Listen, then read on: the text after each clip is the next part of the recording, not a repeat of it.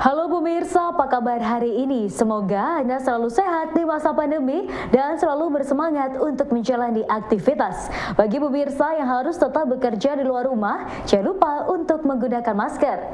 Hari ini program Berita News Point hadir menjumpai Anda bersama saya Khairunisa. Selama 30 menit ke depan, News Point akan menyajikan berita terbaru seputar Universitas Brawijaya dan Malang Raya. Jangan kemana-mana, keep on our channel News Point.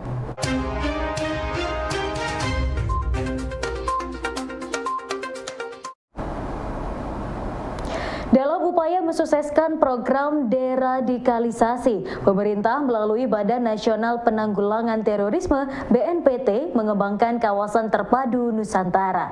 Kecamatan Turen, Kabupaten Malang terpilih sebagai kawasan terpadu Nusantara yang akan mengembangkan program kolaborasi pemerintah, masyarakat, mitra, ex-napiter, dan penyintas untuk menanggulangi terorisme dan radikalisme. Kecamatan Turen, Kabupaten Malang menjadi kawasan terpadu Nusantara atau KTN pertama yang diresmikan oleh BNPT. Kawasannya menjadi salah satu bentuk-bentuk pendekatan lunak yang mengedepankan aspek kesejahteraan dengan memberikan fasilitas kepada mitra deradikalisasi, ex-napiter, penyintas, dan masyarakat untuk mengembangkan produktivitas ekonomi. Kawasan ini dijadikan sarana reintegrasi sosial bagi mitra deradikalisasi agar memiliki kemandirian ekonomi. Dalam soft launching KTN Turen, Kepala BNPT Komjen Pol Boy Rafli Amar menyebutkan KTN menjadi upaya penanggulangan terorisme berbasis kesejahteraan melalui multi kolaborasi berbagai unsur pentahelix. Akhirnya bisa kita sama-sama menghadiri soft opening kawasan terpadu Nusantara di Turen. Kita ada 2 di Malang ini, yang satu di desa Duwet, tapi insya Allah mudah-mudahan di Duwet nanti menyusul. Tapi yang di sini memang ada MOU khusus tripartit antara Pemprov, Pemda Kabupaten Malang, dari Unisma dan dari BNPT. Terima kasih Pak Rektor tadi yang telah membantu menjelaskan pemanfaatan lahan yang dari Pemprov, Pemda Kabupaten Malang. Jadi terima kasih Pak Suwaji yang tentunya selama ini dalam persiapan Pak Asisten juga sudah ikut bersama Pak Bupati. Dan sebagaimana yang tadi sudah dijelaskan juga oleh Kasub Satgas bahwa memang ini adalah penanggulangan terorisme berbasis pembangunan kesejahteraan. Karena dengan semangat pentahelix yang dikembangkan, kita mengajak multi pihak semuanya. Makanya dari unsur dunia usaha juga ada, dari teman-teman media massa juga ada. Karena apa? Karena perlu kolaborasi, sinergi, agar negara bisa hadir. Karena masalah terorisme ini ya tentu harus kita lihat secara utuh adalah permasalahan bangsa yang cukup serius. Apabila ditangani, maka akan terjadi berbagai situasi, kondisi yang tidak mengenakan dan bahkan bisa cenderung menghambat pembangunan yang dilaksanakan oleh kita semua antara pemerintah dan masyarakat. Oleh karena itu, kejahatan terorisme yang berbasis kekerasan tentu harus diperjuangkan. Nah, kita semua bergerak dari hulu ke hilir. Jadi ini adalah dalam upaya bagaimana kita melakukan pendekatan soft kepada penyintas, kepada ex-napiter untuk menjadi bagian agar mari kita sama-sama menatap masa depan untuk kita jadikan bahwa kejahatan terorisme sebagai sebuah musuh bersama. Setelah resmi menjadi kawasan terpadu Nusantara, Bupati Malang berharap agar Kecamatan Turen selain menjadi pengembangan program deradikalisasi dan penanggulangan terorisme juga dapat digunakan sebagai laboratorium ketahanan pangan masyarakat. Hadirin yang berbahagia, hari ini kita saksikan bersama kolaborasi antara Pemprov Kabupaten Malang, BNPT dan IDISMA untuk memberikan edukasi pada masyarakat tentang ketahanan pangan yang nantinya ini menjadi laboratorium ketahanan pangan untuk Indonesia, meliputi pertanian, peternakan, perikanan, dan juga nanti ada hortikultura yang tentunya menjadi kebutuhan pokok untuk masyarakat. Kerjasamanya adalah melalui koperasi yang dari BNPT. Dengan demikian nanti pengelolaannya bersama BNPT Kabupaten bersama dinas dan juga para dekan yang membidangi teknis ketahanan pangan dan hortikultura yang ada di UNISMA. Harapannya ini menjadi pusat edukasi terhadap masyarakat agar nanti produktivitas ketahanan pangan di Kabupaten Malang dapat memberikan kontribusi untuk Indonesia. Mungkin itu yang saya sampaikan. Terima kasih. Assalamualaikum warahmatullahi wabarakatuh.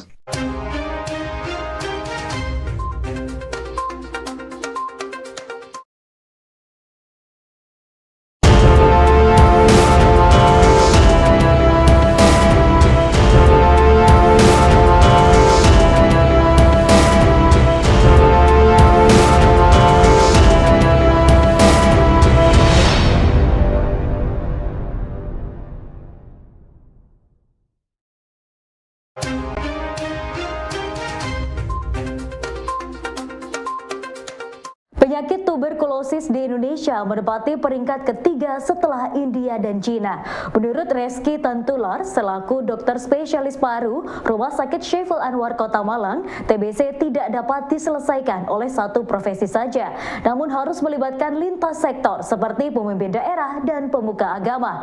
Pemeriksaan dan penemuan kasus lebih dini juga penting untuk memutus penularan di masyarakat. Mengenai tema Hari Tuberkulosis Sedunia tahun 2022, itu yang diangkat adalah investasi untuk eliminasi tuberkulosis, selamatkan bangsa. Ada sebenarnya tiga subtema ya di dalamnya yang menitik beratkan. Yang pertama adalah periksa TBC sekarang demi masa depan lebih sehat. Jadi berfokusnya pada pemeriksaan dan penemuan kasus lebih dini ya. Jadi pemeriksaan itu harus dilakukan secara dini. Yang kedua adalah cegah TBC dengan pemberian terapi pencegahan tuberkulosis ya, atau yang disingkat sebagai TPP. Nah, kita ketahui bahwa ada beberapa masyarakat dengan faktor risiko tertentu itu dapat memiliki kejadian infeksi tuberkulosis lebih tinggi dibandingkan masyarakat yang lain. Nah, pada populasi ini itu hendaknya diberikan pencegahan supaya supaya 3 atau 5 tahun atau bahkan mungkin 10 tahun lagi tidak menjadi pasien TBC. Nah, kenapa seperti itu? Karena kita mempunyai target tahun 2050 ada yang namanya zero TB atau NTB atau eradikasi TB. Saat itulah diharapkan TB itu tidak menjadi lagi permasalahan kesehatan seperti saat ini. Sehingga kalau kita tidak mencegah mereka-mereka yang berisiko menjadi TB ini, yang lebih besar ini ya kita nanti akan menjumpai masalah itu di saat 10 tahun lagi, 5 tahun lagi ke depan ya. Kalau kita berfokus hanya pada mereka yang sakit, kita obati. Kemudian yang ketiga adalah satukan tekad, perkuat inovasi untuk eliminasi tuberkulosis. Ya. Yang ini adalah mengharapkan bahwa TB itu tidak hanya bisa diselesaikan oleh satu institusi saja, satu profesi saja, seperti misalnya dokter saja, gitu tidak mungkin ya. Tetapi harus melibatkan lintas sektor ya.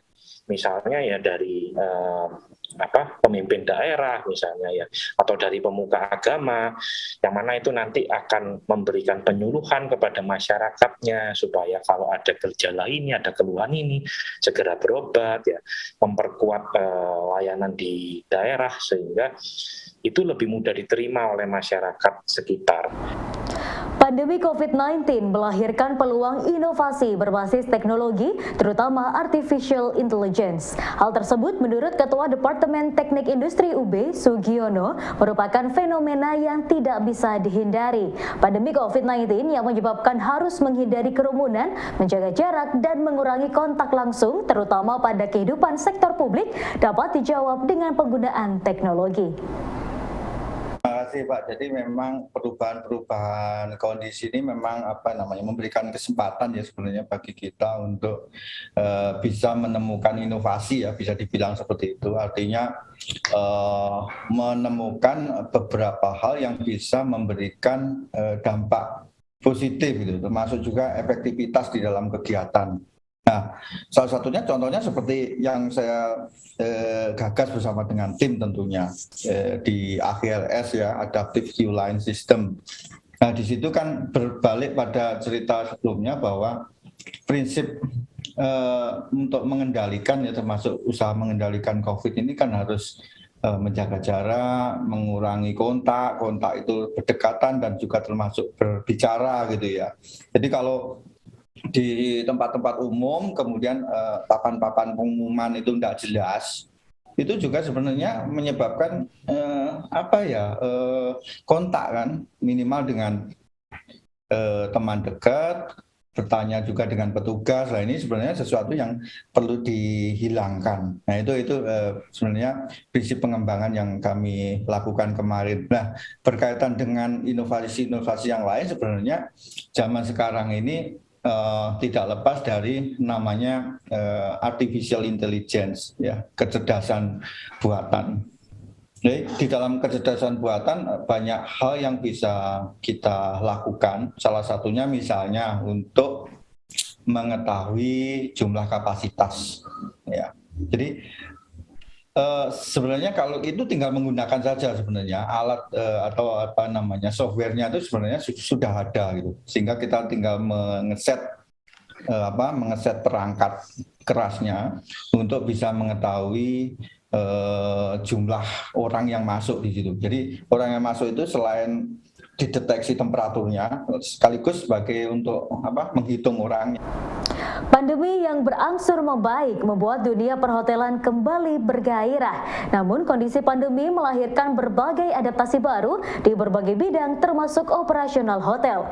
Hal tersebut dibenarkan oleh KBM Manajemen Perhotelan Fakultas Vokasi UB, Desi Krisnia Natalia, yang menyebut saat ini dunia perhotelan membutuhkan sumber daya manusia yang multitasking. Model bisnis yang disampaikan dari narasumber yang sudah diwawancara oleh Pak Sidik, kebetulan saya juga mengambil beberapa data dari beberapa hotel memiliki MOU dan MOA dengan prodi kami. Hal itu memang benar adanya.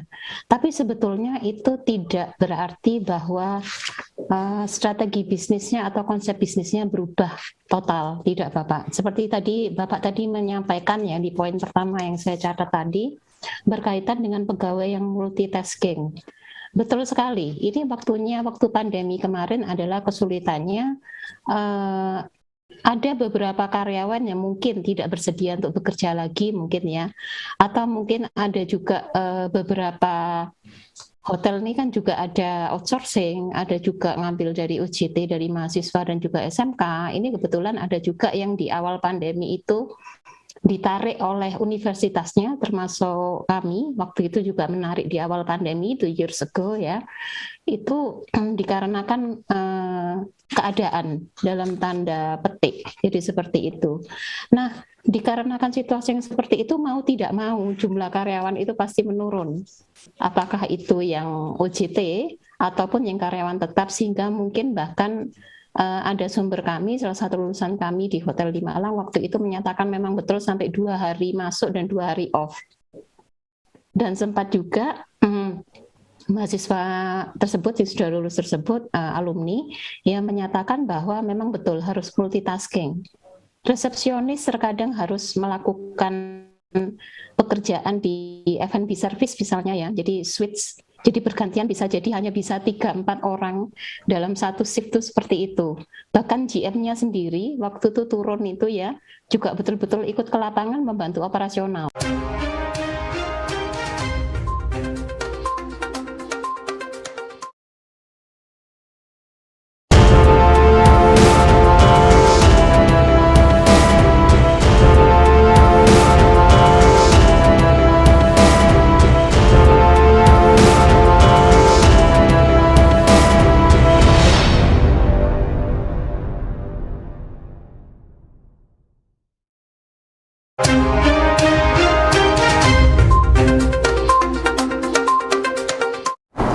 Mekanisme reproduksi atau sistem kawin untuk ternak pada kandang komunal lebih efisien.